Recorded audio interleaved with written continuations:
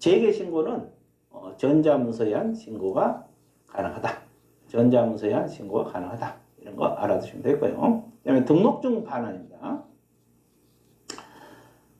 중개업 재개 신고를 받은 등록관청은 반납받은 등록증을 즉시, 여기 즉시가 나오잖아요. 즉시요. 그래서 이제 우리가 즉시는 과거에는 즉시가 몇 군데 있었어요. 근데 요즘은 즉시가 전부 다 지체없이로 바뀌었어요. 근데 유일하게 즉시가 남아있는데 여기네. 우리 공인중개사법에서 말합니다. 즉시 돌려줘야 된다. 뭐 즉시하고 즉시없이 뭐 큰 차이는 없는데 더 빠른 개념으로 생각하면 돼요. 지체없이보다. 즉시 반환해야 된다. 그리고 이제 분사무소 같은 경우는 아까 신고 필증을 첨부해서 휴업 신고했잖아요. 이때 신고 필증을 즉시 반환을 해줘야 된다. 이런 내용입니다. 자, 제재 한번 봐드릴게요. 개공이 휴업, 폐업, 재개, 변경 신고를 위반하면 100만 원 이하 과태료입니다. 우리가 이제 공부하다 보면 100만 원 이하 과태료서도 있고 업무정지 처분 사유도 있고 등록 취소 사유도 있고 많이 나오잖아요. 그러면 우리 과목은 사실 제재하는 게 이 제재를 머릿속에 넣는 게 힘들거든요. 제재가 엄청 많아요. 근데 이제 이게 처음 공부하시는 분 이것 때문에 죽을라 해요. 그러니까 어떻게 공부를 해야 되냐면 나중에 또 제재가 한 번에 나오기도 해요. 근데 이 단원별로 제재가 나오잖아요. 그때 기억하려고 노력을 해보세요. 뭐 기억이 안 돼도 또는 잊어먹어도 관계없어요. 그때 기억하려고 노력하시게 되면 나중에 이게 반복이잖아요. 역시 공부는 반복이기 때문에 나중에 기억이 다 됩니다. 아까 이야기했잖아요. 사람 머리는 무궁무진하다. 계속 받아들일 수 있다. 이렇게 알아두시면 되고. 그 다음에 휴업 신고를 하지 않고 계속해서 6개월까지 초과해보면 이건 등록 취소, 이건 과태료가 아니라 6개월까지 초과해버리잖아요. 휴업 신고를 하지 아니하고. 아까 부득이한 사유가 있으면 뭐 6개월 넘어서 가능하죠. 근데 부득이한 사유가 없는데도 뭐 6개월 초과 휴업한다 그러면 우리 법 위반한 거잖아요. 그러니까 이것은 과태료가 아니라 등록 취소 처분을 받을 수 있다. 이 등록 취소 처분을 받을 수 있다. 이게 임의적입니다. 임의적. 그러면 등록이 취소될 수도 있고 안 될 수도 있다. 임의적 등록 취소 사유가 됩니다. 이런 제재는 자꾸 읽어서 반복을 시키는 수밖에 방법이 없어요. 자, 그러면 주의사항을 간단하게 봐드릴게요. 휴피업과 관련해서 공부할 건 별로 없어도 막상 이렇게 주의사항들이 나오잖아요. 우선 제가 다 정리를 했어요. 자, 업무정지 기간 중에나 휴업 기간 중에도 폐업 신고를 할 수가 있어요. 자, 업무정지 받은 기간 중에 영원히 뭐 일 안 하려고 폐업할 수도 있잖아요. 업무정지 기간으로 폐업할 수 있고 휴업 기간으로 폐업 가능합니다. 그 다음에 휴업 기간 중에도 사무소를 둬야 돼요. 이 휴업 기간 중이라 해서 사무소 없애버리면 안 돼요. 왜냐하면 이 개업공인 중개사는 사무소를 가지고 있어야 되거든요. 그러니까 이 휴업 기간 중에도 사무소는 계속 유지를 해야 됩니다. 그 다음에 휴업 기간 중에는 사실 외부에 표시할 의무는 없다. 이 말이 뭐예요? 휴업한다고 문에다가 휴업 기간 중 이렇게 써붙일 필요는 없다 이 말이야. 우리 법에서 우리 공인중개사법에서 휴업 기간 중 이렇게 써붙일 필요는 없다 이 말이에요. 표시할 의무는 없고 간판 철거할 의무도 없어요. 왜? 사무소 둬야 되니까. 이 휴업 기간 중에 사무소 두라 그랬잖아요. 근데 간판 철거하면 안 되지. 간판 철거할 의무도 없습니다. 그리고 이제 이 4번을 좀 신경 써봐야 되는데 이게 무슨 말이냐면 우리가 이제 중개업 하려면 보험 들여야 되잖아요. 중개업을 하려면 보험을 들여야 되는데 여기 한번 볼게요. 이거 이제 휴업 기간인데 6개월을 휴업을 했어요. 6개월을 휴업을 하고 있는데 보험이 여기서 만료가 되는 거예요. 보험 보통 1년 단위로 보험 많이 들잖아요. 이 시점에서 보증 기간이 만료가 되고요. 1년 보험 들었는데 그러면 이제 우리가 다음 시간에 배울 건데 이 보험은 원래 만료 전까지 들어야 되거든요. 끊기면 안 되니까. 근데 이제 이때는 어차피 등록증도 반납해놓고 일 안 하잖아요. 이때는 보험 안 들어도 된다는 것이 국토교통부 해석입니다. 그래서 이 재개하기 전까지만 보험 들고 하면 돼요. 왜냐면 일도 안 하는데 보험을 들게 되면 보험료가 나가잖아요. 보험료가 나가기 때문에 이 말이에요. 휴업 기간 중으로 업무를 하지 않으므로 그 기간 중에 업무 보장계획이 만료됐다 하더라도 보증을 설정할 의무는 없다. 업무를 재개하기 전까지만 보증 설정하여 등록과세 신고하면 된다. 이런 뜻이고, 그리고 이제 휴업 기간 중에도 이중 등록이나 이중 소속을 하면 안 됩니다. 이중 등록이나 이중 소속을 하면 안 된다. 그래서 휴업에 대해서 주의사항 정리를 해뒀어요. 그래서 지금 휴업하고 폐업은 이 정도 정리하면 충분합니다. 자, 그다음에 이제 5장 파트로 넘어갑니다. 여러분들 이제 진도 많이 나갔어요. 5장 파트 중개계약하고 부동산 거래 정보망으로 갈 건데, 이 중개계약에 대해서 공부를 할 겁니다. 자, 이 중개계약은 내가 이제 첫째 시간에 이야기를 했는데, 자, 이겁니다, 이거요. 그 사람이 건물이라고 했고, 의뢰인이라고 했고, 이 개업공인중개사 찾아와가지고, 자, 의뢰인이 개공에게 중개 좀 해주세요. 그렇게 의뢰를 맡겨요. 이거 물건 팔고 싶으니까. 그러면 알았다. 중개해주겠다. 그러면 이렇게 맺는 계약을 우리가 중개계약이란 말을 써요. 중개계약. 자, 이게 중개계약이에요. 이걸 공부를 합니다. 근데 이제 중개계약 종류는 5가지가 돼요. 사실 많아요.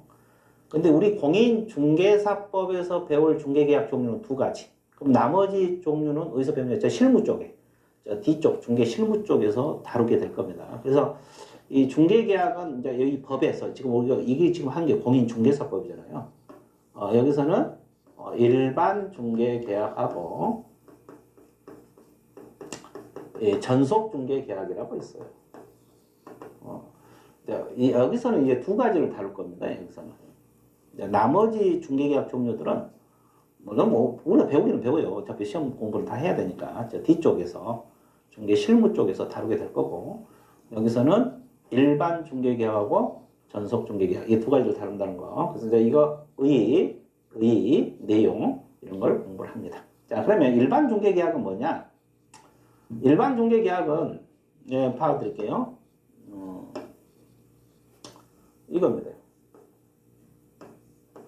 이 갑이라는 사람이 건물을 팔고 싶다라면 A라는 개업공인중개사에 의뢰를 맡겨. 중개해주세요. 그러고 일반. 그리고 B에게 또 의뢰를 해도 계약 위반 아니에요. C에게 의뢰를 해도 계약 위반이 아닙니다. 여러분들도 물건 내놓을 때 한 부동산에 내놓은 게 아니잖아요.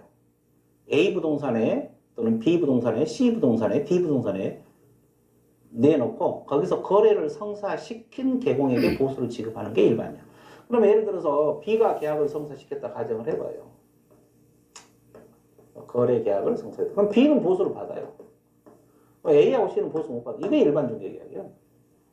일반 중개라는 것은 여러 개공에게 의뢰해도 계약 위반이 아니다. 그 중에서 가장 먼저 거래를 성사시킨 개공만 보수를 받는다. 이게 일반이고, 전속이라는 것은 말 그대로 뭡니까요? 우리가 이제 전속이라는 단어를 많이 쓰잖아요. 뭐 전속 모델, 전속 과수 뭐 이런 거. 특정 개공 한 사람에만 맡기는 거예요, 이건요. 이건 노란불로 한번 해볼게요. 특정 개공 한 사람에게 맡기는 걸 전속 중개계약이에요. 이렇게 맡기는 거예요. 알아서 좀 맡아서 해결해달라. 이 전속이에요. 그럼 이제 의의는 뭐 간단하게 내가 정리를 해봤어요. 일반 같은 경우는 여러 개공에 의뢰하되 거기서 거래를 성사시킨 개업공인중개사에게 보수를 지급하는 형태의 중개계약. 이게 우리나라에서 가장 많이 이용하고 있는 거예요. 우리나라에서 지금 가장 일반적으로 행해지는 것이 일반 중개계약이거든요. 여러분들 생각해보세요. 뭐 물건 자기 아파트를 판다 할지 뭐 토지를 판다 할지, 그럼 빨리 팔기 위해서 뭐 마포에 있는 A 개공에 내놓을 수도 있고, 또는 뭐 강남에 있는 B 개공에 의뢰를 맡길 수도 있고, 뭐 여러 개공에 의뢰를 합니다. 그래서 그 중에서 가장 먼저 계약을 성사시킨 사람에게 보수를 지급하는 형태, 이게 일반이에요. 자, 그래서 의의를 다시 정리하면은 일반 중개 계약이란 의뢰인이 불특정 다수 개공에게 이렇게 표현했죠. 불특정 다수 개업공인중개사에게 경쟁적으로 의뢰를 하고 이들 개공 중 가장 먼저 중개를 완성시킨 개공에게 보수를 지급하는 형태의 계약 형태다. 그러면 어차피 여러분들의 시험은 문장으로 뜰 거 아니에요. 그러니까 이런 지문을 좀 익혀두세요. 개념 끝났습니다. 일반 중개계약 개념 끝. 자, 넘어갑니다. 근데 이제 일반 중개계약을 근거로 태어난 서식이 일반 중개계약서라는 서식이 있어요. 법정 서식이 존재합니다. 법정 서식이라는 것은 법에서 서식을 만들어 놨다 이 말이에요. 그러면 우리나라는 일반 중개계약을 맺을 때 거의 다 계약서 안 쓰고 구두로 하고 있거든요. 여러분들 그 물건 의뢰 맡길 때 중개업소에서는 몇 평짜리냐, 가격이 얼마에 내놨느냐, 전화번호가 어떻고 소재지는 어떠냐, 몇 평이냐 이런 걸 받아 적지. 계약서 써가지고 의뢰인 하나 주고 개공 하나 갖고 이렇게 도장 찍고 뭐 그렇지는 보통 안 하잖아요. 근데 계약서 쓸 수도 있어요. 그러면 이제 구두로 하다 보니까 분쟁이 많아. 그러니까 의뢰인은 중개 의뢰를 맡긴 사람이죠. 의뢰 내용을 명확하게 하기 위해서 필요한 경우는 개공에게 일반 중개계약서 작성을 요청할 수 있어요. 계약서 써달라고 요청할 수 있다. 그러면 생각해 보세요. 계약서 써달라고 요청이 있을 때 개공은 반드시 계약서를 써줘야 될까? 또 이 문제가 제기되잖아요. 계약서 써주세요. 이렇게 요청했어. 그러면 개공이 의무적으로 써줘야 될까? 써줘야 되지 생각해보세요. 않나? 안 써줘도 돼요. 이렇게 이야기해도 돼요. 나는 일반 중개약서 쓴 적도 없고 지금까지 쓴 적도 없고 쓸지도 모른다 이래도 돼요. 다른 중개업소 가봐라 그래도 돼요. 그러면 이제 돈을 못 벌겠지. 그러니까 일단 요청이 있더라도 의무 작성은 아니고 둘이 협력해서 의뢰인하고 개공하고 협력해서 작성하는 것이지 의무 작성은 아니라는 거 알고 있어야 되고 또 의뢰인은 의무적으로 계약서 써달라고 요청 의무가 아니고 요청할 수도 있고 안 할 수도 있어요. 그래서 우리나라는 거의 다 구두로 많이 하고 있잖아요. 자, 그래서 의뢰인은 중개계약서 요청에 관한 그냥 의무 규정이다. 이 말은 요청할 수도 있다. 안 해도 관계없다 이 말이고.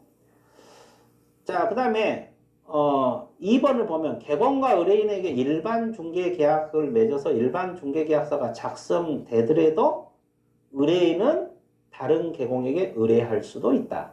아까 일반 중개계약 특징이 그잖아요. 여러 개공에게 의뢰를 맡겨도 된다. 그래도 계약 위반이 아니다. 근데 전속 같은 경우는 한 사람이 맡긴 거잖아요. 다른 경우 의뢰하면 계약 위반이야. 그래서 일반 같은 경우는 계약 위반이 아니란 거. 계약서를 쓰더라도 맡겨도 관계없다. 그리고 일반 중개에서 작성한 일정 보관 의무가 없어요. 보통 우리가 이제 공부를 하다 보면 계약서를 쓰게 되면 의뢰인 하나 주고 개공이 한 부를 보관하게 돼 있거든요. 근데 일반 중개 계약서는 구체적인 보관 규정이 없어요. 뭐 3년 보관하라, 5년 보관 이런 구체적인 기간 규정이 없다는 거 알아두시면 되고 그 다음에 일반 중개 계약서를 작성한 경우라도 개공이 정보 공개 의무가 없고 업무 처리상 보공 이건 다 전속에서 나와요. 이 4번은 다 전속 중개 계약에서 나온 내용이에요. 근데 일반 같으면은 정보 공개 의무도 없고 업무 처리 상황 2주일에 한 번씩 보고할 의무도 없습니다. 이건 다 전속에서 나온 개념들이에요. 근데 이제 일반도 이렇게 보고하고 정보 공개하라 이렇게 지문 띄워놓으면 틀리게 되는 거죠. 그걸 염두를 해서 공부를 해주시면 되겠습니다. 그 다음에 자 일반 중개계약서 필요적 기재사항이 4가지가 있어요. 이것도 간혹가다 시험에 나오거든요. 근데 내가 이제 단연간 강의를 해서 느낀 것이 뭐냐면 지금 배우고 풀면은 다 맞아 이거. 그러니까 지금 이걸 가르치고 뭐 한 보름 이내에 푼다면 이 문제는 다 맞아요. 근데 한 10월에 시험이잖아요. 우리가 9월 10월 말에 시험인데 9월 정도 돼서 이 문제 내놓잖아요. 해설 다 빼고 문제 내면 다 틀려나가요. 다는 아니겠지. 한 반은 틀려나갔어. 왜 그러겠어요? 잊어먹어서 그런 거예요. 잊어먹어서. 그러니까 공부할 때는 다 알았는데 근데 그 공부 가면 갈수록 이제 양이 늘어나잖아요. 과목마다 양이 늘어나. 그러니까 저거 공부해야지 저거. 그러니까 이게 잊어먹어요. 지금 문제 풀면 다 풀려요. 그걸 수없이 느꼈어요. 왜냐하면 우리가 이제 9월, 10월 되면 모의고사도 많이 풀어드리고 이렇게 자꾸 연습을 시키거든요. 근데 이 문제 내놓잖아요. 당연히 5월달에 다 맞췄으니까 다 맞겠지 했는데 의외로 더 많이 틀려요. 잊어먹기 때문에요. 다른 거 공부하라고 또 이건 또 소홀히 하니까 잊어먹어서 그런데 하여튼 이것도 간혹가다 시험에 나온다는 거 알고 있어야 돼요. 중개 대상으로 이치 및 구모, 그다음에 거래 예정 가격입니다. 중개 계약서는 예정 가격이 나와요. 거래 금액이 안 나와요. 예정 가격이고 그리고 예정 가격에 대한 중개 보수 얼마 정도 될 것인가 그리고 개공하고 의뢰인 준수할 사항 이 4가지입니다. 네 가지인데 이게 일반 중개계약서 필요적 기재사항이라는 거 다시 한번 강조를 드립니다. 일반 중개계약서 필요적 기재사항. 자, 그리고 일반 중개계약서 서식은 법정 서식이 있어요. 근데 권장할 수 있어요. 근데 서식은 정해져 있다 이거예요. 이 법 시행 규칙에 나와 있어요. 이 말은 뭐냐면 이제 국토교통부 장관이 일반 중개사 표준 서식을 정해서 그 사용을 권장할 수 있다. 근데 법정 서식이 존재해. 그러면 법정 서식을 반드시 써야 되느냐? 아까 우리가 요청이 있더라도 계약서 안 써도 된다 그랬잖아요. 그러면 요청이 있을 때 계약서 쓰기로 합의를 했을 때 반드시 법정 서식을 써야 되느냐? 아니면 노트에다 그냥 써도 되느냐? 노트에다 써도 된다는 거죠. 왜냐하면 권장사항이기 때문에요. 근데 이 법정 서식이 있다는 거 반드시 알고 있어야 돼요.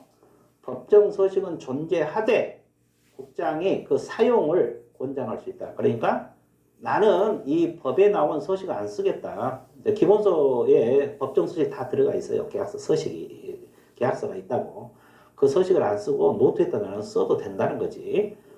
권장사항이기 때문에. 그리고 보통 일반 중개에서 계약 기간은 3개월이 원칙입니다. 근데 약정이 있으면 그 기간에 따른다. 합의하여 별도로 정한 경우는 그 기간에 따른다. 그래서 약정이 있으면 약정에 따라 4개월 약정할 수도 있고 5개월 약정할 수도 있습니다. 이런 내용을 알고 계시면 되겠어요.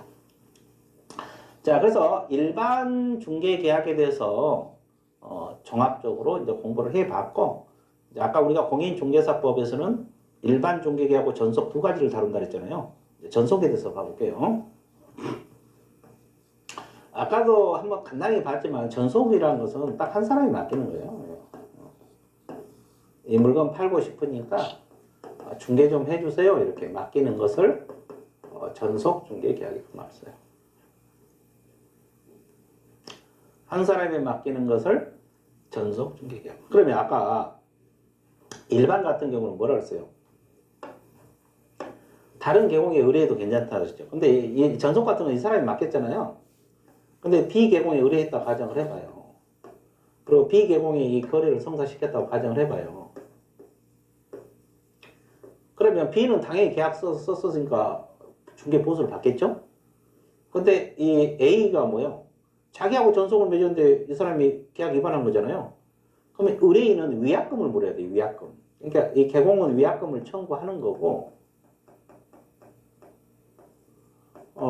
의뢰인은 위약금을 물어야 돼요. 네, 이게 전속이에요. 근데 이게 이제 공부를 할 건데 그러니까 전속은 한 사람이 맡겨놓고 다른 계공에 의뢰해서 다른 계공의 거래를 성사시켜버리잖아요. 그러면 갑은 A에게는 위약금 물고 B에게는 진짜 보수를 주고 이렇게 두 배로 물어야 되죠.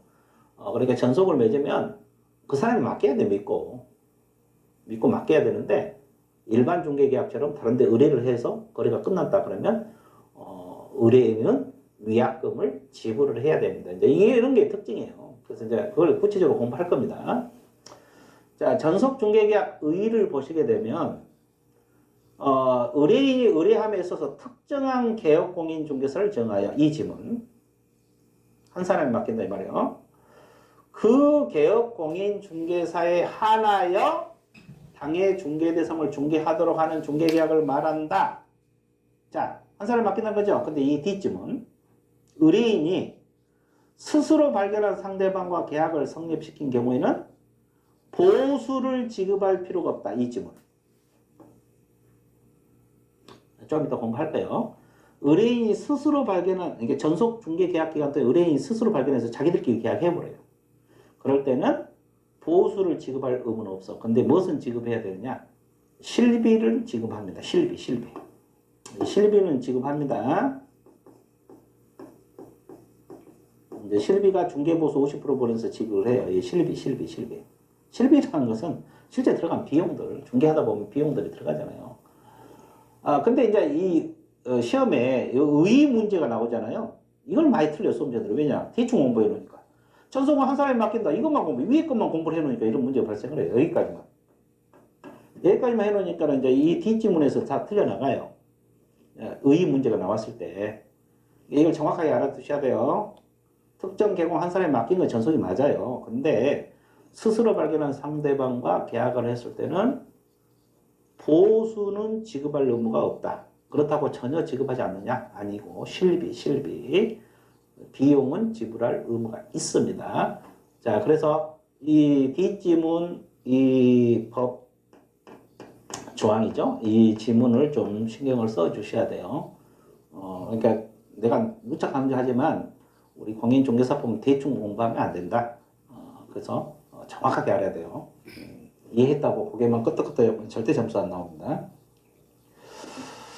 자, 그럼